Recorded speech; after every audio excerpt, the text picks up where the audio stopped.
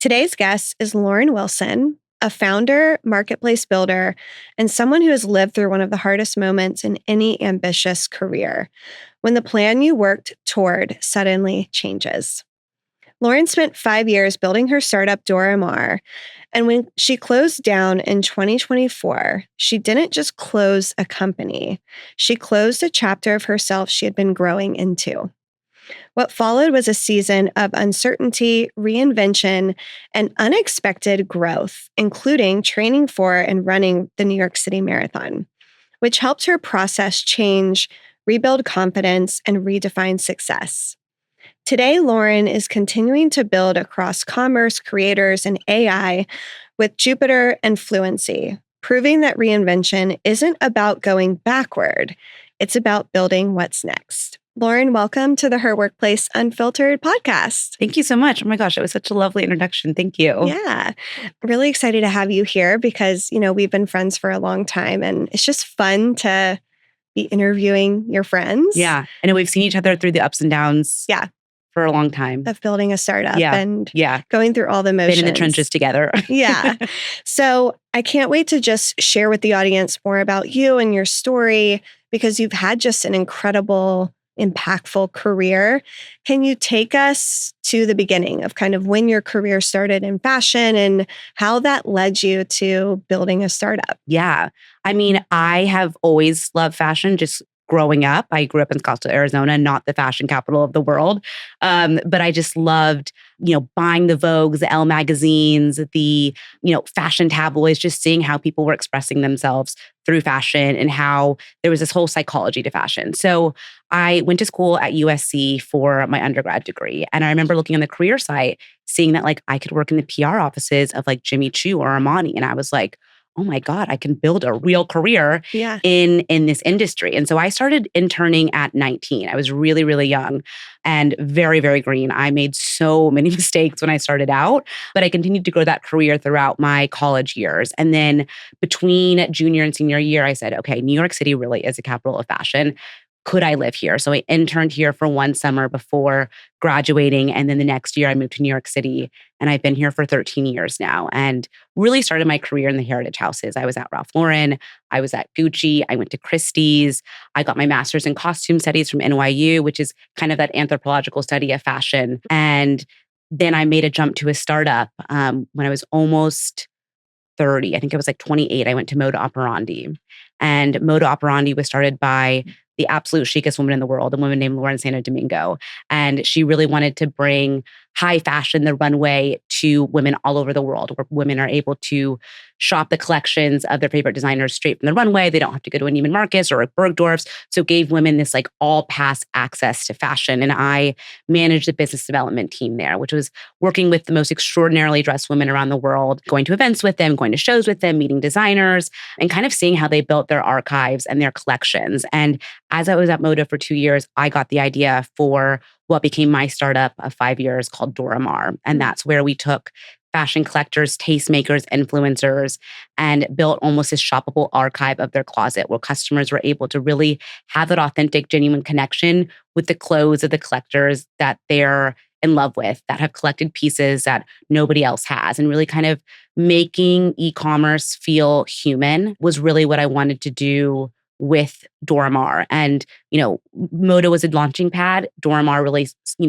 solidified that I am a builder. I love startups. I love taking a problem and figuring out how to solve it. Mm-hmm. I think it's a blessing and a curse, as as a founder. Yeah. Startup life is crazy. There's no kind of rule book, but it's what I love. Mm-hmm. So take us to that moment of you're at Moda and you have this idea, you have this problem that you want to solve. What gave you the courage to leave, say, a more stable career and environment to go build something on your own? Yeah. I mean, I think when I had the idea for Dora Maar, it was kind of an aha moment. Yeah. I was in an Uber scrolling through Instagram, as we all do. And a friend who's a celebrity stylist was selling her closet on her Instagram. She was dressed in the pieces. She was kind of telling a story about them. And I got full body chills. And I was like, wow, this is such a fun way to shop resale. At that time, the Real was a few years old. People were catching on that resale is kind of a very unique and different way to shop. And it was actually gaining some mainstream traction, but it wasn't done in the way that I knew luxury fashion positioned itself, really elevated, really curated, editorial first. It was still feeling very thrift story. Mm-hmm. So I thought that there was a real, opportunity there. And I just kind of started like asking friends who had a social media following, who had cool clothes, if they would just like sell their clothes with me. I popped up a Shopify store. I started an Instagram. I kept it pretty quiet, to be honest. And then when I saw like some traction, very, very slight traction, as in like a couple sales happen. And I was like, wow, this is actually a little bit like, working a bit. I told the company, unfortunately, it came down to, we're both e-commerce companies. You can't be running, your own thing on the side. And I was like, I have 200 followers. Like Moda has 3 million followers. Like this can't be a big deal. It just wasn't going to be possible. And I think that was, probably the best thing that happened to me. I left Moda probably before people would say it was like right to leave, but I had a gut feeling. And I think some people would call that blowing up your life a bit. I saw it as I have just extraordinary confidence in what this could be. And so I left, and then I started part-time consulting at another business that I really didn't want to. I left Moda 6 months before COVID. My parents are like, you have to figure out a way to make money. And I'm like, no, I'm a founder now. Dora Maar is my thing. And they're like, yeah, no, it's only making like a couple $100s a month. Like that's not going to pay the bills. You need to find something. And so I took a part-time consulting job at another fashion startup in the rental space. And thank God I did, because I met the person that became my head of fashion, a guy named Brian Solis, who's just one of my best friends and one of my most trusted advisors and just people I've ever worked with in my life. And he introduced me to Inga, who became same sort of thing, our, creative director for Dora Maar. And so taking all those little steps to build Dora Maar, built it to something that was very successful for a very long time. Yeah. I remember those days, like pre-pandemic and even during the pandemic, of talking with you about what you were building and just watching you go from this idea to, oh, we have a team now, we have an office now, and we have all of these creators and collaborators, and we're actually like a real profitable business. Like I remember when you hit $1 million. That was in revenue. That was, hitting $1 million. Honestly, I still am so proud that we did that. Yeah. It was, and COVID for Dora Maar had a silver lining because, Brian and Inga and myself and just like the world didn't really know what was next. And so it gave all of us permission to sort of experiment and take a risk with what this could be. And I think we had creators, which we called the creators on our site muses. We had muses that had amazing careers in fashion, like Vogue editors and just really amazing people say, this is cool. Like, let me join on. Like, we're not doing anything else. So this seems like a really cool way to get involved in a startup that is approaching e-commerce and resale and luxury in a way that hasn't been done before. So it gave a lot to us in many ways, even though it was really difficult to figure out what that looked like. Yeah. So I want to talk about the building piece of it. Like, what were those areas and moments that you really loved about the building phase? Because you say still to this day, like, I'm a builder. Like, I love operating and I love building and scaling something. So what kind of gave you that? I really, and like isn't the right word, but I don't know the better word. Maybe it's uncomfortable. I'm comfortable in the unknown. And that really fires me up. I know that I'm doing something I love when it's like, and I'm a night owl. So when it's like 11 p.m. and I'm like scrolling through TikTok or like watching a show and I'm like, oh my God, and I have an idea on how to approach this. And I'll like literally whip out my laptop and put together a Google Doc or like a deck that doesn't look good. But just, I love getting excited by doing something new and different and something that no one else has done. That always really excites me. How do we tell this story in a different way? How do we position this product in a way no one else has? That is what excites me. And I love working with people. I love bringing people together to see what we can come up with. I love partnerships. And so all of that is what, makes me know that startup life is something that I want to continue to do. Right now, as you mentioned, I've been consulting for a few startups in, tech and fashion. I, absolutely know I will start another company. I don't have the idea yet, but I know that's in my future. We all have to wake up every day and do something. It might as well be something that, we feel actually excited about. And did it take you until you became a founder to figure that out? Or along the way in your career journey, like working with Moda, did you pick up those skills that you had along the way? It's so funny. And my mom talks about this all the time. Through high school, through college, and honestly, even in grad school, my professors had to talk with me about it. I would never raise my hand. I would never raise my hand. I was way too scared to speak in class. My grad school professor, I was 25, 26 in grad school. She was like, Lauren, I read your papers. You have a lot to say, and it's very interesting, but 20% of your grade is participation. You have to speak. I was so nervous to be seen. I just wanted to do a very good job. And I always did a very good job. I always, after my first internship, when I learned, I was always, held connections with my bosses, was recommended for different positions, but I was really more of like an executor. I didn't share ideas. Moda did bring it out in me. It was about 150 people-ish when I joined, which was like a pretty like big-ish startup, but still very much a startup. It was about 7 years old. And it was a bit like sink or swim. Like there were very loud personalities with big opinions. And it was like, if I just shrank into the background, people would forget about me. So I had to kind of stand my ground in situations in a way that at, big luxury fashion houses that had been around for 50, 100, 200 years, I just didn't have to. And so it definitely brought me out of my shell. And Dora Maar, obviously being a founder, you are the leader. You cannot be quiet. And now, I'm the first one in meetings, leading the meetings, answering questions, asking questions. I don't think anyone in my current consulting roles would be like, wow, Lauren's a wallflower. And so I say that, for young people out there that maybe feel like they don't have the confidence yet in their career or they wouldn't know how to lead. Like, it's not something that I was just like born with or I'm natural at. Like I just learned it over experiences and building that self-worth. Yeah. And it takes those experiences. Yeah. I didn't know that about you. I would have guessed that you've always been that way. Oh no, but also like old school luxury fashion for these big design houses, like the intern, the assistant. Intimidating. You stand in the background, you just like make sure things are ready to go. Yeah. No one wants to hear or see you. And so I was really raised like in the industry with that mindset. It's very hierarchical. But I think as we grew into our careers, like later 20s into our 30s, all of those kind of hierarchies are now breaking down. And so it gave people like me the ability to be like, wait, I actually have a different way of thinking and I should share that because I think it could work. Yeah. And so, that was I feel like that's a big kind of just personal arc of being a founder for me. So I want to talk about the big change that you've gone through of closing down Dora Maar and making that really big decision in 2024. What led you to make that decision? Yeah. And what were some of those challenges that you had faced along the way that kind of led up to that? I think if you ask any founder what their biggest nightmare is, it is admitting that your startup is no longer working and that it could no longer go on the way you had planned. Yeah. And I avoided that conversation for a long time. And it's a big learning. I think that I believe still to this day, when there's a will, there's a way. So I kept trying to figure out ways to make it work. Dora Maar had incredible growth, like triple-digit growth for many, many years in a row. We didn't have venture funding. I'd always tried. I was never a VC darling, which who cares?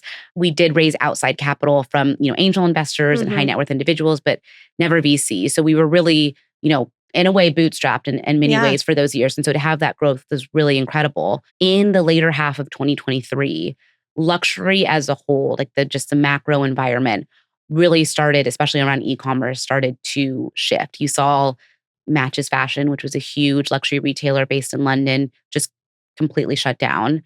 Farfetch lost billions in its valuation. The whole landscape of luxury and e-commerce was just breaking down. And Dora Maar was not as big as those, but we started seeing the effects of that. I think COVID ended, right? People were out and about. They were spending on experiences, on travel. Inflation was hitting. People are like, you know what, maybe I don't need the handbag this season. And if you multiply that by a lot, it starts to hit companies like Dora Maar. Yeah. And so in the later half of 2023, sales started going down and it was puzzling. But, we were going to try to figure out how to write it out and get more money. And from September 2023 until close of July of 2024, it was a real struggle to figure out how to keep it going. I stopped paying myself that spring in an effort to give ourselves more runway. The team went down to part-time pay, part-time work. We had been in due diligence with a big investor for the later half of spring into early summer and really thought that could be the moment that changed it. And then when that fell through that summer, unfortunately, like the will to keep going was at the expense of my team and myself and our stakeholders and our muses. And it just became something that the right thing to do was unfortunately make that really tough decision that leaders have to make. Yeah. And that was to no longer be able to invest in running that company. I remember when that check didn't come through, I was with my friend and I hid it from her. And then I started crying at dinner that we didn't get the check. And the next day the team kept following up like, do you know? And I admitted, we didn't get the check. And they're like, what are we going to do? And I was like, I don't know. And I called my mom after that. And I said, I don't know if there's a way anymore. And I don't wish that for anybody, but I've learned so much from that experience. Yeah. I mean, I'm such a huge admirer of you because not only as a friend, but as this incredible founder that built this business that was such a big part of your identity. And you did hit some incredible milestones and you built it to the point of success. It was successful. Yeah.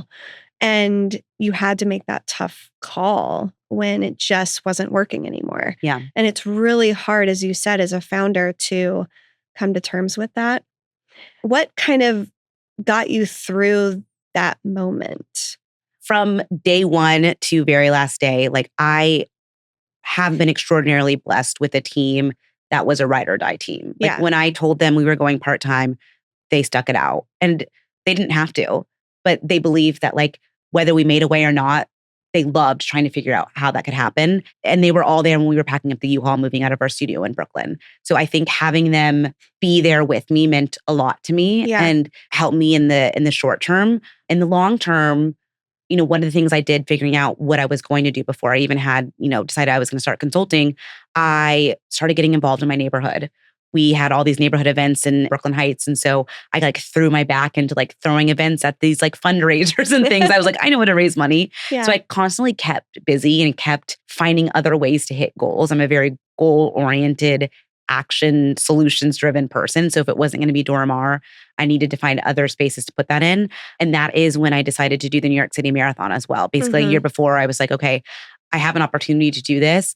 And I can really kind of put so much of myself into this next goal. Yeah. And so I think, community and finding other ways to find whatever success is really helped me move along until I figured out what was next. For founders that may be listening to this, what advice would you give them? Say if they're in that pivotal moment of, do I keep going or do I close down and move on from this? Yeah. It's so hard because it's like every story is so different. Yeah. One of the important pieces of advice that I got a couple months after I had ended Dora Maar and I was starting to get coffees with people to figure out what I do next in my career, and a mentor of mine, I was like, what am I going to do when people ask like, what happened to your startup? Why did you fail? Why did you end? Yeah. And she was like, it wasn't a failure. No. You didn't actually end. You as a leader had to make a decision that leaders have to make every single day. Do you continue to invest your time, your resources, and your team's time, energy, resources into this? And if the answer is that like you guys just aren't getting what you guys need to out of it, you're going to have to reinvest that elsewhere. Yeah. And so I really found I was redirecting my energy. It wasn't that everything we did at Dora Maar just came to a stop and bad failure. It was just the right time to say, you know what, this is probably no longer serving any of our interests. We're all incredible at what we do. And it's time to just put that in a different channel. And so I guess to founders, I would think about it like that. Like, this took a lot of therapy, but so much of my identity was put in Dora Maar. It's where I found my voice. I started actually raising my hand in big ways. I came to terms with just who I am. I am biracial. My dad's Black, my mom's white. I never really faced that identity for myself or really knew where I fit. And Dora Maar became this amazing platform to show just how many different faces, voices, color, shape, sizes participate in fashion and in luxury and being able to tell that story. So I did feel like when I unwound Dora Maar, am I going to unwind myself? And figured out that Dora Maar just was a channel that opened that up. Yes. And now I'm, finding other channels and mediums to share that. And so really being able to kind of sit and kind of unwind that as a founder, I think is important. And your journey with your startup isn't ending because you've stopped the company. Right. It's just the next iteration of what that looks like for you. Yeah. And it's all of those experiences and lessons that you've learned along the way that help prepare you for what's next. So like you said, I don't see closing down startups as a failure at all. If anything, I see it as a launch pad. Thank you. I mean, it's interesting, now having closed, it's almost been like a year and a half, I guess, at this point, which is really wild. I have not once in any conversation with a potential client or employer or anything been asked what happened. Like no one has ever, it's always, how do we take what you did and apply it to our business or our model? And that was a really big fear of mine, that I was going to be defined by the closure, but really we've been defined by what made us successful. That's really great advice, especially for those of you listening too that are, I don't know, maybe you've been laid off or maybe you've experienced a change in your career and you're nervous about how others are going to perceive that on your resume. When every life experience, every career journey gives you those opportunities to get to that next phase. It does. And you can use that as part of your story in such a positive way. It's hard to see it when you're in it. Yeah. But like I swear to everyone listening that is going through these types of decisions, there is another side to it. You will get over that hump and be able to define all the things you did in a way that people find really attractive and appealing for their own organizations. Yeah. Before we jump into what you're doing now and your experience running the marathon and where you're headed, I want to ask you about the fundraising environment. Because I know that you did take outside capital, you didn't raise VC. I mean, we all know this. Like, what is it? Less than 2% of funding. Probably I haven't looked at that stat for a while, and I'm sure it's it's not in the gutter. Great. Yeah. What was your experience fundraising? Yeah. Really difficult. Yeah. It was really difficult because Dora Maar had incredible traction at the height of it. At the height of its growth, essentially. And like traction that was like far beyond these companies that were getting these massive seed rounds. And I couldn't understand why we couldn't get there. I think one of the big lessons and something that I sort of have faced is, entrepreneurship, especially for female founders, is really glorified, right? Like we see all the glossy stories of like the big checks, what looks like fast success, and feel like the way to get there is like raising these big rounds of capital. And I made decisions about Dora Maar trying to impress people that would never care about Dora Maar, no matter if it were $1 million business or $1 billion business. Like we were a fashion company with a tech angle. And I tried really hard to build a tech company first when we started not being able to raise what I felt like we needed to raise from VCs. And it's not that it hurt the company, but it didn't move the customers or the muses forward. And we built the business for them. And I think as a founder, I got very caught up in trying to impress people that probably didn't matter to the business. Yeah. And I think if I did it all over again, and not if, when I do it all over again, successful business does not mean raising $10 million from a venture fund. A successful business means you have clients participating and paying for your services or your product. It does not mean that you raise a big round. Like you get one news article from a big round and then you have to prove that it actually works. And so I definitely got caught up in trying to impress the wrong people. Not the wrong people, but the people that just weren't right for the business. And the people that were right for the business were some of our amazing muses who invested in our rounds and became not just, people selling their clothes on our site, but real ambassadors for us, getting us out there in press or taking us to events or whatever it is. Like, I'm so thankful for like the community that actually believed in us. And I would say that if you can nail that down as a founder, like having a community that is your ambassador, like you have found success because that is so rare to galvanize people under a vision that you have. Yeah. I love that advice. And I will say, personally kind of went through a similar process of like wanting to be in Forbes and wanting to raise a big round and wanting to get all of this exposure when, to be honest, it doesn't matter. Yeah. It's actually about what are you doing day to day? Yeah. Who are the people that are in your circle supporting you?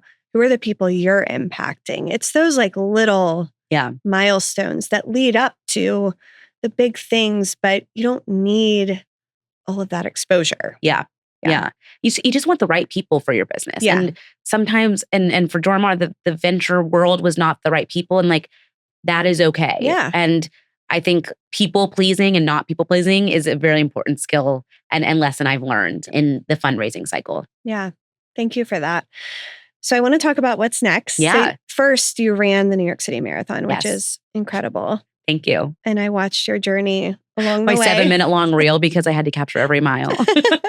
How did that kind of align with everything that you've learned of being a startup founder and building a business? Yeah. What were some of those similar takeaways? I mean, I think at first I was like, wow, I'm really doing this. How fun and funny. And, started the training runs. And as that picked up, really felt a sense of purpose again. Mhm. Like I said, like having that goal and, every weekend being like, well, I ran 12 miles. Now I ran 15. Now I ran 18. Like having those goals really kind of screwed my head back on tightly. What I didn't recognize until, actually the day of the race day is how much the marathon was like a mirror to myself in the same way that closing Dora Maar was. I had to face the good, the bad, the ugly with the decision to close Dora Maar. And I definitely threw that under the rug for a long time. I didn't want to face the whole picture of Dora Maar because it's really hard as a founder to see where it's just not going right and you don't know how to change it. Mm-hmm. At mile 20, and as maybe cringy and cliche as this sounds, at mile 20, I felt like a similar mirror was being held up.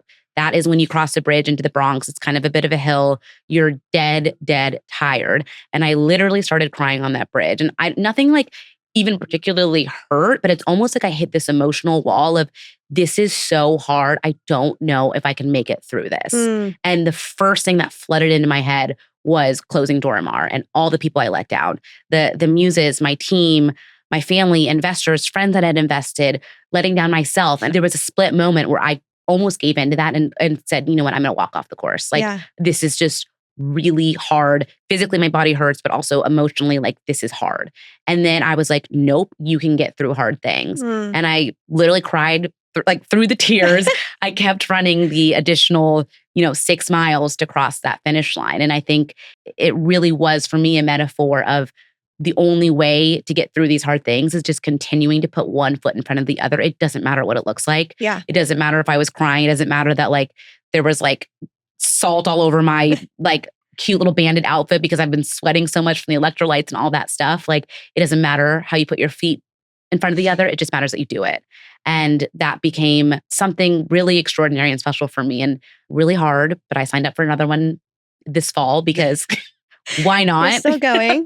No, my next goal is to be faster. But anyone that wants to take on something that is life-changing and really tests who you are, I suggest signing up for one. Yeah. I love that analogy. Yeah. Of it really is those difficult moments that help you see the bigger picture. I call them mile 20 moments now. Like I literally will call my mom and be like, today was a mile 20 day. I love that. So I mean, outside of running the Chicago Marathon, what does the future look like for you? Like, what are you doing now? Yeah. I want to share with the audience about where you're going. I got really lucky a few months after closing Dora Maar, not knowing what to do. I mean, my initial instinct was, I guess I'll go back to corporate because I need security and stability. Now looking where I'm at now, like corporate, never say never, but I just love being in the startup world. So I was contacted by 2 separate companies, one called Fluency, which is in the creator tech AI space, and one called JOOPITER, which is a luxury e-com platform, both auction and a marketplace. It was founded by Pharrell Williams. Both contacted me. I had kind of known them through previous work experiences. And both of those companies were really excited about the model that I had built at Dora Maar, how to leverage creators, how to leverage community, how to leverage storytelling. And so while those 2 companies, Fluency and JOOPITER, are very different, they kind of both at its foundation had that sort of same layer that Dora Maar had and that same thesis. And so I kind of just propped up my own consulting firm called LTW Consulting to basically start working on those 2 companies. And I think, my background obviously is in luxury and with Dora Maar and even before that Moda, it's really about this new wave of commerce. And I think we're at such an interesting stage with commerce because obviously no matter what industry you're in, AI is really changing what that looks like. Yeah. But fashion is a craft. It's an art. It's something that we wear every single day. There's a very human aspect to fashion. And so I really like this challenge of how do we couple the scalability and the efficiency of AI with the real human layer of what it means to start a community, be a creator, or be a part of luxury fashion. And so that is kind of where I like to problem solve, whether that be in the tech space or a more traditional luxury space. So continuing to kind of solve what that looks like. And I think what's been really cool and what I had said earlier is none of those experiences have been defined by Dora Maar clothing. They've been defined by what we built and taking that skill set to these really interesting, exciting new companies. And so continuing to explore sort of that dichotomy of scale and humanity, really. Yeah. So for someone that's listening that say is going through a big career change or a pivot, or they're going from founder to corporate or corporate to founder, or they're taking on consulting work, just making any sort of career change, what advice would you give to them? Yeah. I mean, I think get out there. Like every step that you take forward is going to give you the clarity that you're searching for. Yeah. Get the coffees with people you haven't seen in a bit. LinkedIn messages the people that you feel awkward about. Reach out to a friend and say, do you have a contact at XYZ company? Like just get out there and start talking. I don't think that these opportunities would have come to me if I were silent. Like it sucked posting that LinkedIn message that Dora Maar had closed, but that's how I got connected with the Fluency team, because someone that knew the Fluency team saw that I was closing Dora Maar and was like, wow, but what they did was really cool. This company could kind of really leverage what she built. And so being honest is probably your best avenue to finding what that next step is. It's not easy. It's like kind of embarrassing and you feel kind of like loser, but like that's what people then know what you're doing and how to leverage you, and you can leverage them. So I think just getting out there. Yeah. And I love how authentic and honest that you've been. I mean, throughout your whole career of building your personal and professional brand, people want that. They want to hear the real story. Yeah. And again, like that was really your launch pad to your next phase. Thank you. So we sadly have to end. But at the end of every episode, we ask just 3 questions to our guests of how they're leading and growing and advancing in their careers. So the first question I want to ask you is, what is one habit that has helped you stay grounded throughout this change? I mean, I know we've talked about it, but like the getting up and running has really helped. Yeah. I think it's just a metaphor that like when I felt like I couldn't push forward anymore, that actually physically propelled me forward. And so, and also with running, like it got me outside. Like you have to literally step out into people. And so it helped me get out of my own head. Yeah. And probably like out of your environment, your apartment. Exactly. Yeah. I love that. What is one belief about success that you've had to unlearn? Success does not mean the chapter ends how you thought. I obviously envisioned a very different ending for Dora Maar. Yeah. But it was a success still. Yeah. That's what I would say. Like things don't turn out as you envision, but they almost turn out better than you thought. Yeah. And you just can't see it. And I definitely haven't seen what the total better of that looks like with Dora Maar. I'm just kind of getting started on that. Right. But if you would have told me in July of 2024 that I'd be sitting here and telling you this story and have had these great experiences, in consulting and moving on to what's next, I would have been like, there's no way I'll be sitting in a puddle still in my apartment, like sobbing. Yeah. And then what does reinventing your career mean to you today? Oh, I think fearlessness. I think starting down a company is the biggest fear as a founder that you can have. And now that has happened, it's like, you know what? You've done it. The worst has happened. It can only go up from here. Yeah. And even if it goes down again, you know that you can make it through. Yeah. And that there'll be another amazing opportunity and new people and new things and new challenges ahead for you, and just not to let it define you. Yeah. Amazing. Where can people find you, follow you, engage with you? Oh, so my Instagram is Lauren Taylor Wilson. Feel free to connect with me. I think my LinkedIn is like the same. But I always love Instagram because like it's fun to post outfit snaps and see where everyone's going and is out and about. So feel free to follow me there. Awesome. Well, thank you so much, Lauren. Thanks, was Marilynn. Such a great story, and really just love being your friend and being here with you. So me too. You. Okay. Thank you.